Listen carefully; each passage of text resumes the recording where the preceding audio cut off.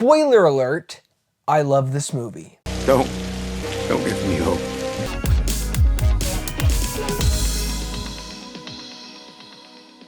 Thank you guys for checking out this video. Please do me a favor, like and subscribe to the channel and comment down below, did you love this movie just as much as me? And if you haven't seen it yet, you have been warned because this is a full-on spoiler talk video. It's not necessarily review. I've already done that. If you want to watch my full non-spoiler review, you can click up above, but I'm going to get into details, things that I really loved. Warning, warning, spoilers.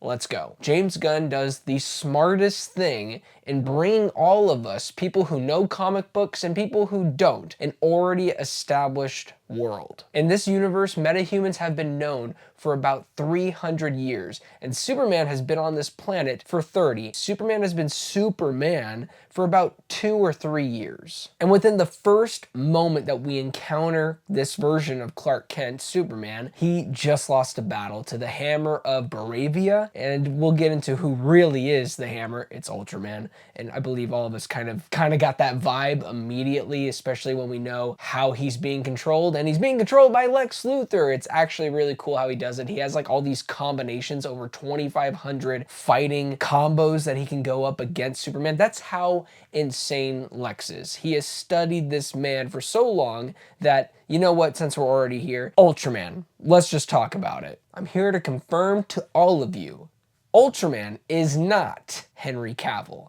Ultraman is not Tom Welling. You want to know who Ultraman is? Who's playing Ultraman? It is David Corenswet, and it was always going to be the version of David Corenswet. I remember seeing all the theories about, oh my god, they're hiding who Ultraman is. And yes, that was the whole purpose for the story. And it makes sense when you get the reveal, and it's a sweet moment. It's near the third act where Superman is fighting the other version of himself, and in Lex's words, a dumber version. Right after that, it's revealed that Lex Luthor cloned Superman and made his own version of Superman, Ultraman. It goes right back into the action. And James Gunn pulls off this incredibly visual sequence. It's dark but vibrant. As the camera moves with them, you feel like you are getting lost into the fight. Not lost and I don't know what's going on, but you are just mesmerized with what you are seeing. Top-notch CGI. It reminded me of the moment in Interstellar in the third act, where Matthew McConaughey is falling down and all of a sudden it's the bookcases.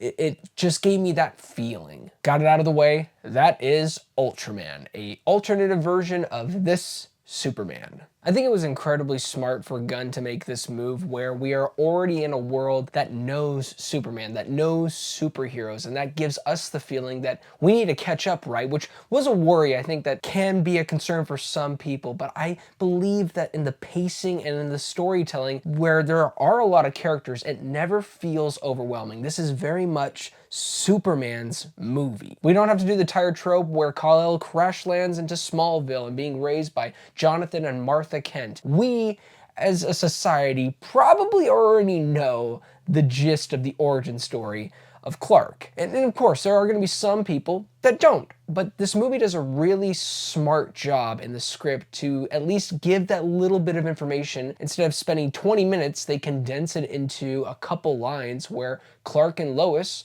are talking with each other. From the very beginning of the film, we get the idea that this is a Superman that loves to do what he does, and that's to serve the people of Earth, to rescue them. And when I tell you, there are countless action scenes in this movie, but it's not even about the action, it's about how he reacts and continuously does that by literally saving anyone that he can, even animals, as I mentioned in my non-spoiler review, but it's so integral for the character's journey here because that's what's important to him. Going into that now, what is important to Clark, to Kal-El, to Superman is his heritage, his parents, not just Martha and Jonathan, who are very important for him, but also his real parents, Jor-El and Lara.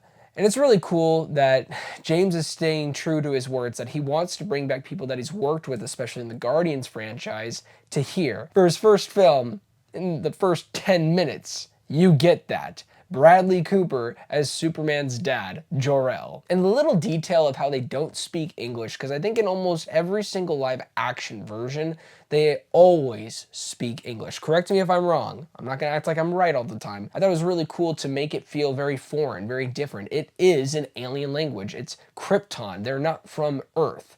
Brilliant choice. Where I thought everything shifted was the halfway point. No, it's about 40 minutes into the movie when a shocking revelation that kind of changes Clark's perspective on everything that he has done. It's within the scene where Superman is being carried by the robots to the chair where he is being healed by the sun, where we hear the transmission, the message that his parents gave to him. The only thing is the first half was kept intact, the second half got damaged. So Clark has gone on into his life with this first half message that has kind of established why he does what he does. And that's where we get, I believe that's why my parents sent me here for a reason, to help these people, to serve the people. And essentially that's kind of what the first half is talking about, but we never get the second half. He just assumes that the rest is good. And a theory that my friend and I had was the second half would be about Supergirl.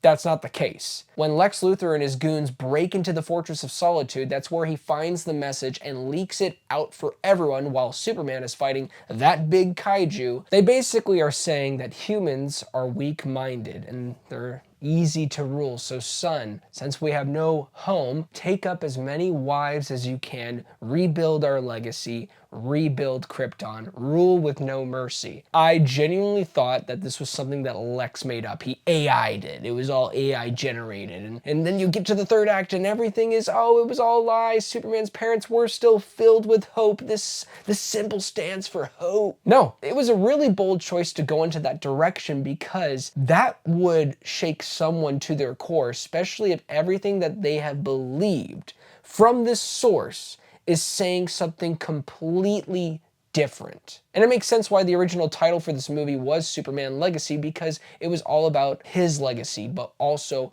what it means to him today and what he wants to build for the future. In a beautiful scene that lasts for maybe 2 or 3 minutes, and it's great acting from the guy who plays Jonathan Kent, where he's encouraging his son that we're not here as parents to tell you what to do or lead you to be this. We're here to give you tools. And it's a great scene to show to Superman, you don't have to make that your mission. I know that that's scary. I think it says more about you that you thought the second half of the message meant something else entirely. And that's so true to the character of Superman. But the reason why, and I believe this, the reason why Superman, Clark, felt that the second half of the message was a positive symbol of hope, be that shining light for people, lead them, guide them, protect them, is because of the upbringing that he had with Jonathan and Martha. Good, kind-hearted country folk, and you see that within him. Now, another big spoiler that a lot of people are gonna get excited about, and I know I am, we have a whole other year till we see this already awesome character